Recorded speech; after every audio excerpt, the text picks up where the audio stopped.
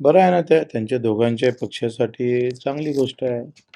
तर ते महाराष्ट्राचं किती हित चांगलं होईल, काय साध्य होईल आणि ते मुद्द्यावर एकत्र होत आहे का राजकारणासाठी एकत्र होत आहे हा विषय आहे ना. मुद्द्यासाठी एकत्र झाले असते तर आम्ही काही बोललो असतो. आता ते राजकारणासाठी मुंबई महानगरपालिकेतून जाऊ नये म्हणजे मुंबईची सत्ता जाऊ नये याच्यासाठी एकत्र होत आहे. तर ते कुठले मुद्दे घेऊन एकत्र होत आहे ते खरं तर आलं पाहिजे. मुद्द्यावर एकत्रीकरण होते. फक्त मुंबई आपल्याला घ्यायची आहे याच्यासाठी एकत्रीकरण होते. ते काही निश्चित नाही आहे. नाही काही सांगता येत नाही वेळेवर काय होतंय का ह्या व्यक्तिगत ज्या निवडणुका आहे नगरसेवकाच्या, ह्या ज्या निवडणुका ह्या पक्षाच्या बलावर होतच नाही. त्या त्याच्या व्यक्तिगत कार्यशैलीवरच होते. त्याच्यामुळं पक्षाची एकाच घरातले दोघं-दोघं उभे राहतात. एक मनसेकडून राहीन, एक शिवसेनेकडून, एखादा त्याच्याच घरातली सोनगीन भाजपकडून राहील.